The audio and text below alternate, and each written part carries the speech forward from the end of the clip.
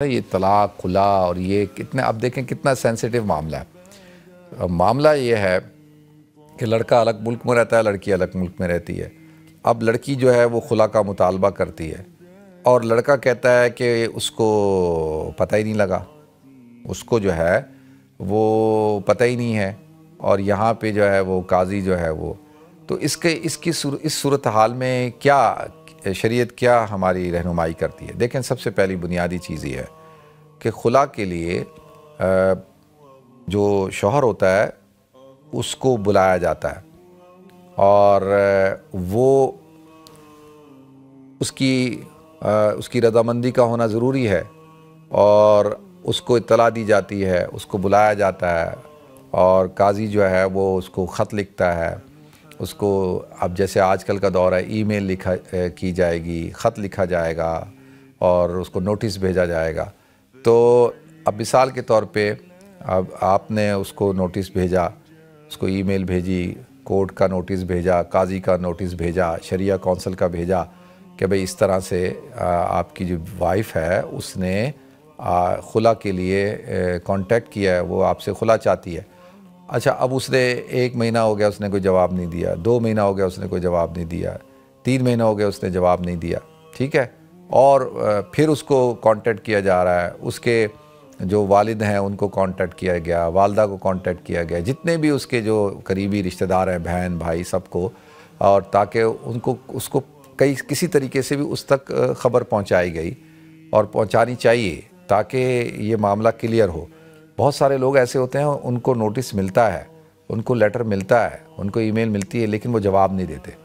اور ان کی نیت یہ ہوتی ہے کہ بھئی ہمیں تو پتہ ہی نہیں تھا، کل کو ہم مسائل کھڑے کریں گے، ہم ایشو کھڑا کریں گے۔ تو لہذا اس صورتحال میں یہ اب قاضی کا کام ہے، کورٹ کا کام ہے کہ میک شور کرے کہ بھئی وہ نوٹس ریسیو کرے، اور جس ایڈریس پہ وہ رہتا ہے۔ آج کل دیکھیں ایڈریس ہے، ٹیلی فون ہے، اور اس کے تو جتنے بھی ذرائع ہیں ان سارے ذرائع کو اپنانا چاہیے، اور اپنانے کے بعد اور پھر جب بہتر تو یہی ہے کہ بھئی وہ خلا کے ڈاکومنٹ میں وہ جو اس کا جو میاں ہے وہ سائن کرے، اور وہ اس کو دستخط کر کے جو ہے وہ خلا کا ڈاکومنٹ اس کے پاس ہونا چاہیے۔ اگر وہ ایسا ہے کہ وہ جواب ہی نہیں دیتا اور کوئی کسی قسم کا کوئی رابطہ نہیں کر رہا، اچھا سارے ذرائع اپنا لیے، اس کے والد کو بھی، گھر والوں کو بھی، سب کو کر کے دیکھ لیا، اور وہ جواب ہی نہیں دیتا، تو اب اس صورتحال میں کیا کیا جائے گا؟ اس کی نیت ہی نہیں ہے کہ وہ کہتا ہے نہیں میں نے تو یہ معاملہ کرنا ہی نہیں ہے۔ تو ایسی صورت کے اندر جب قاضی نکاح کو فسخ کر دیتا ہے، اور وہ نکاح کو فسخ کرتا ہے اور خلا ڈکلیئر کرتا ہے، اور پھر وہ جو قاضی ہے، کورٹ ہے، شریعہ کونسل ہے، وہ پھر ایک سرٹیفکیٹ ایشو کرے گی، اور وہ سرٹیفکیٹ میں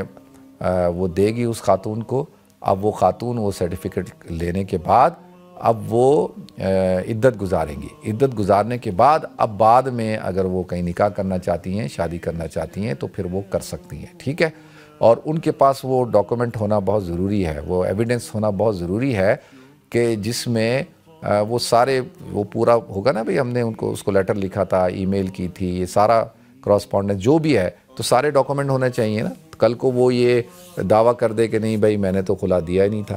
تو تمہاری تو جو نکاح ہوا وہ نکاح ہی ٹھیک نہیں ہے، تو وہ کورٹ میں چلا جائے۔ تو جب وہ کورٹ میں جائے گا، قاضی کے پاس جائے گا، تو وہ تو فوراً جو ہے وہ جو پوری جو ایویڈنس ہے، ڈاکومنٹڈ ایویڈنس دیکھ کے، تو وہ پھر اس کو فیصلہ کر دے گا کہ بھئی تمہارا دعویٰ جھوٹا ہے، تم غلط بیانی سے کام لے رہے ہو، تم نے خود جان بوجھ کر رسپانس نہیں کیا۔ تو اس لیے میں عرض کرتا ہوں کہ جو خواتین ہیں ان کو بغیر کسی ڈاکومنٹڈ ایویڈنس کے ایسا کام نہیں کرنا چاہیے، اور پھر اس بعد میں مسائل کھڑے ہو جاتے ہیں۔ پاکستان میں تو بڑے مسائل کھڑے ہو جاتے ہیں، ٹھیک ہے جی۔ تو ان چیزوں کا ہمیں خیال رکھنا چاہیے۔